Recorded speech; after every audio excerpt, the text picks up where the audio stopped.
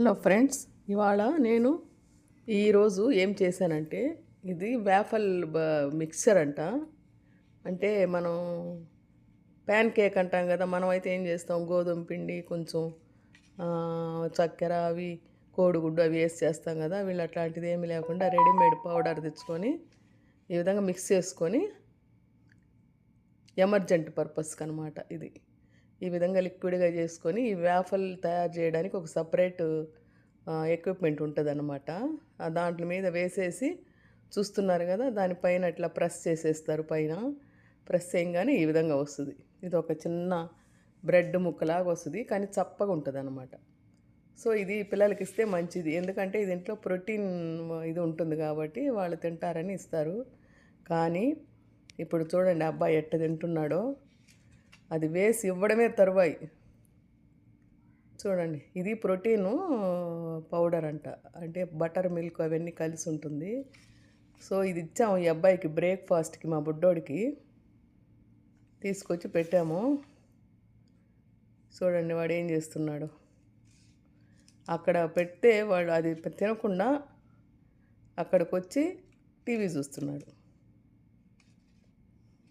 నేను మొన్న వీడియో పెట్టా కదా, పోనీ దగ్గరగా తీసుకొస్తే ఆయన యాక్షన్ చూడండి. వద్దు అని, నాకు వద్దు పో అని ఆయన యాక్షన్ అన్నమాట. అది పోయిందా లేదా అని చూసి మళ్ళీ వద్దు అని కళ్ళు మూసుకుంటున్నాడు. ఇట్లా ఉన్నారు పిల్లలు.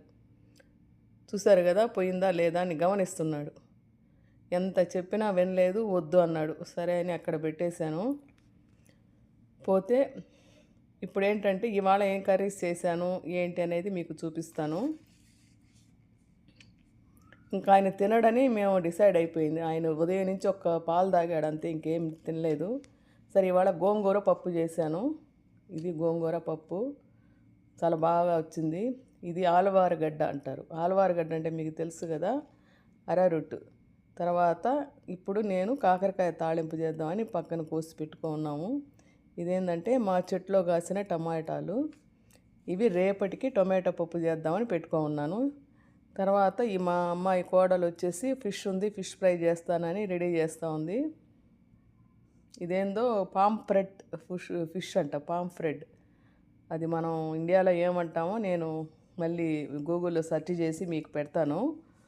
ఇది ఒక చేప తీసుకొచ్చారు. దాన్ని శుభ్రంగా డీప్ ఫ్రీజ్లో నుంచి తీసి ఆ గడ్డలు పోయేదానికి డీఫ్రాస్ట్ చేసి ఓవెన్లో, అంటే ఫ్రిడ్జ్లో నుంచి తీసి గడ్డ పోవాలంటే డీఫ్రాస్ట్ చేసి దాన్ని కొంచెం నీళ్లు లేకుండా తుడిచి అప్పుడు దాంట్లో వేయాల్సిన పదార్థాలు అల్లం తెల్లగడ్డ పేస్ట్ ఇవన్నీ వేసి మ్యారినేషన్ కోసం మళ్ళీ ఫ్రిడ్జ్లో పెట్టారన్నమాట.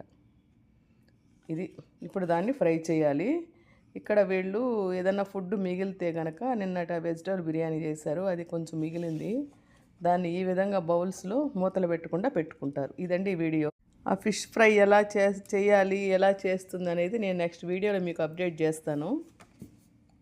అంతవరకు బాయ్ బాయ్. ఈ చిన్న వీడియో మీకు నచ్చితే లైక్ చేయండి, షేర్ చేయండి. ఇక్కడ ఎన్నెన్నో విషయాలు మీకు వీడియో ద్వారా షేర్ చేస్తాను. Thank you for watching.